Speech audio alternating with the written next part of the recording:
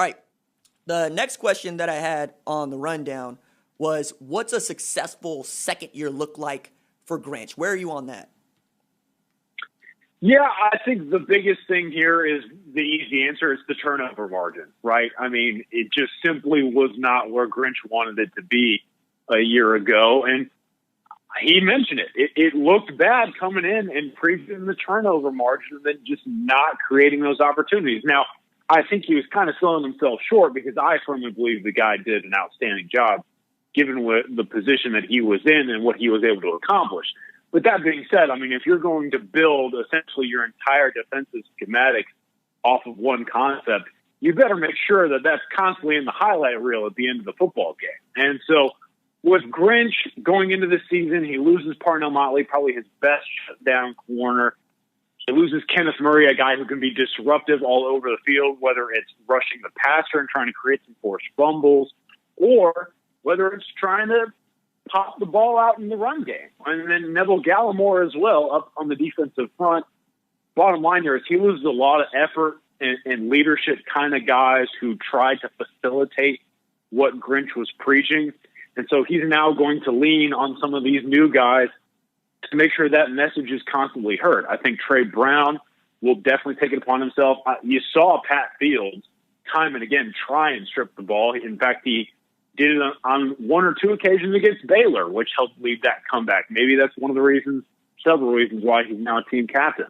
And so for me, I think success would have to be first based off of the turnover margin. And then I'm really interested in the tackles for loss, RJ. I mean, at one point during the year last year in the media availability, I can't remember what he called himself, but Grinch called himself like a tackles for loss lover or a tackles for loss freak. That was his word. Yes, his that's word what it freak. is. He was a tackles for loss freak, and he still is. But the bottom line here is he's losing Neville Gallimore. He's losing Dylan Falmatu. He's losing Q Overton. He's losing Kenneth Mintz.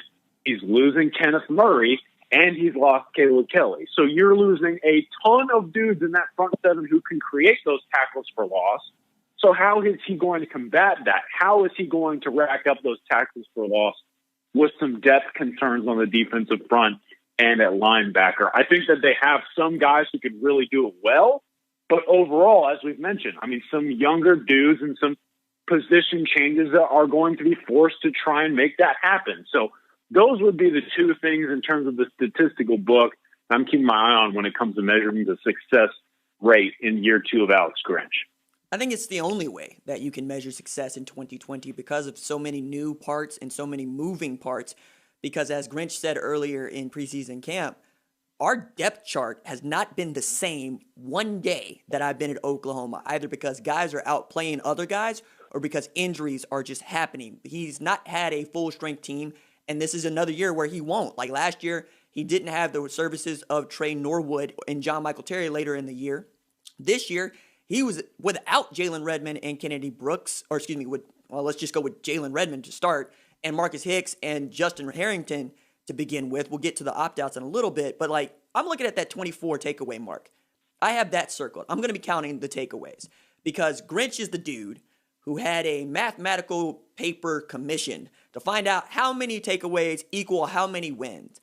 And he found that the formula was no matter what you do offensively, if the defense comes up with 24 takeaways, you'll get to 9 wins, right? And for Oklahoma to get to 24 takeaways and to have a top 25 defense across the board, right? Not in a garbage statistic like total defense, but in turnover margin, in points allowed, in interceptions, in tackles for losses, you're saying, that have a bunch of kids that are chasing sacks. That's what I'm going to be looking for because you're also dealing with this at a time when, again, no Ronnie Perkins. You have 12 and a half sacks from a 25 and a half sack team last year that ain't playing, right? Against Missouri State and probably against the first 3 opponents that you face at a minimum in Big 12 conference play. So where are those takeaways going to come from? They're going to have to come from Pat Fields. They're going to have to come from Trey Brown, Jaden Davis. Like the strength of this OU football team is its offensive line with those 4 returning starters and that secondary. You're not going to be able to just force Brian Asamoah, Deshaun White to be those guys. I think you're asking a lot of a dude like Isaiah Thomas to step into that void as well. I think you're asking a lot of guys like Marcus Stripling. Though they have the talent, they just didn't get the reps, at least on the field.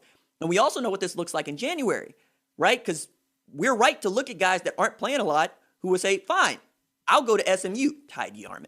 I'll go to Arkansas, Levi Draper. I'll go to Prairie View A&M, Troy James. I'll go to East Carolina, Ryan Jones. Like, these are all guys that you wanted and could still use right now, particularly, right? Like, I look at that defensive line depth and I'm going, wait a second. Zacchaeus McKinney is number 3 on the depth chart? That dude's played 1 football game in 3 years. This is where you're at? Oh, no. And we also know that if you have defensive tackles, you have nose guards, you're going to win a bunch of football games. Like, Neville Gallimore came on last year. That's why that line was good, right? Because he could split them, because he could create that havoc, and he could keep Kenneth Murray Jr. clean. What is Grinch going to do? Like, that's my question, is like, what are you going to do with the mix matching that you're going to have to do to get to those 24 takeaways? So do you think that I'm sounding the alarm too loudly here? No, that's exactly right. And I would also further this, like, the 24 takeaway number is really applicable right now, because I think so often we get lost in team rankings and defensive statistics. We compare, okay, Oklahoma's at 26, whereas maybe Ohio State's at 4. And then you're constantly trying to go off of these various rankings that really aren't applicable in their own right. But now more than ever, as basically several squads aren't actually playing football, these whole team rankings when it comes to defensive statistics are going to mean absolutely nothing. So now it's like, okay, what can you put on paper? What can I look at and know that that is exactly what I need to see? 24 takeaways and something like that. If you can go off of, okay, X number of tackles for loss, that's this number upgraded from a season ago, then that's verifiable measuring that this defense is improving. So I guess to sum it up, I would just say now more than ever, I mean, Grinch can't go off and say, hey, we've finished 11th or 10th in the nation in total defense, because, okay, that's great. But, I mean, there aren't very many teams playing anymore. So now you have to say, okay, we would have finished 10th if the whole pool was playing because we got to the 24 or we got to this number of tackles for loss. Hopefully that makes sense, but I want to see some of those verifiable numbers that you're talking about, and I think that number 24 that you bring up is exactly one that I think Sooner fans can really measure moving forward. No, man, 100% on the statistics. Like, we're going to have such a difficult time just trying to contextualize what's going on the field because there are only 76 teams in FBS playing, right? Like, the worst you can be is 76, which is middle of the road, right, in any other year. Now we're going to look at a top 50 ranking and be like, wait a second, hold on, you're only better than 26 other teams. Let's stop that. So, yeah, I'm interested to see how we all, as a college football media, contend with how to say, hey, they're good or they're not, which means that we're probably going to lean on the teams that we already think are good, which I hate. But we'll talk about that as we continue on through the season.